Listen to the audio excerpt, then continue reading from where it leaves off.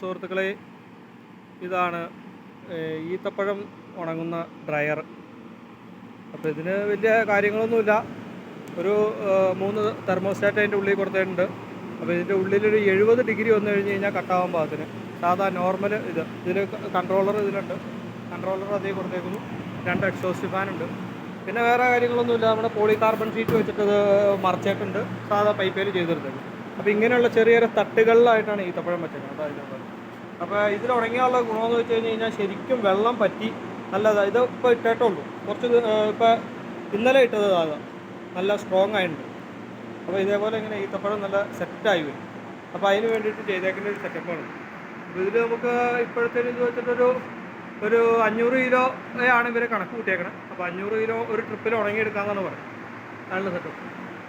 അപ്പോൾ ഇതാണ് അതിൻ്റെ തെർമോസ്റ്റാറ്റ് വരുന്നത്. ഇങ്ങനെ ഈ 3 തെർമോസ്റ്റാറ്റ് ഇവിടെ ഇങ്ങനെ ഇതിൽ കൊടുത്തിട്ടുണ്ട്.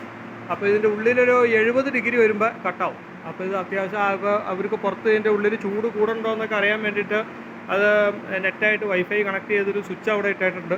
അതിൻ്റെ സെൻസർ കാര്യങ്ങളൊക്കെ ഇവിടെയുണ്ട്. അപ്പോൾ ഇനിയിപ്പോൾ ഇതിൻ്റെ ഉള്ളിൽ ഒരു 70 ഡിഗ്രി കൂടുതലാവുകയാണെങ്കിൽ ഓട്ടോമാറ്റിക്കായിട്ട് ഇതിൻ്റെ ഉള്ളിൽ കറണ്ട് ഓഫായി പോയിക്കോളും. അതിനുള്ള സിസ്റ്റത്തിലാണ് അതിൻ്റെ കൺട്രോൾ പാനൽ ചെയ്തേക്കുന്നത്. കൺട്രോൾ പാനൽ ഞാൻ കാണിച്ചുതരാം. ഈ ഒരു രീതിയിലാണ് അതിൻ്റെ ഇത് ചെയ്തേക്കണം. അപ്പോൾ ഇങ്ങനെ ഈ 2 ഫാനിന് 2 കോൺടാക്ട് റിലേ വെച്ച് കൊടുത്തു.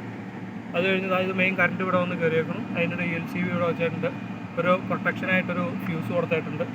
അപ്പോൾ തെർമോസ്റ്റാറ്റ് കയറി വരുന്ന ഇതാണ്. തെർമോസ്റ്റാറ്റിൻ്റെ വയർ ഇതിൽ ചെല്ലുന്നു. അത് ഇതിൽ ഈ റിലേയിലേക്ക് കണക്ട് ചെയ്ത് അങ്ങനെ ഇതിലേക്ക് പോയേക്കണം. അപ്പോൾ ഓവർ ഹീറ്റ് വന്നു കഴിഞ്ഞ് കഴിഞ്ഞാൽ അപ്പോൾ തന്നെ ഇത് കട്ട് ഓഫ് ആയി പോകും. അതിനുള്ള കാര്യങ്ങൾ അതിൻ്റെ ചുറ്റും എല്ലാം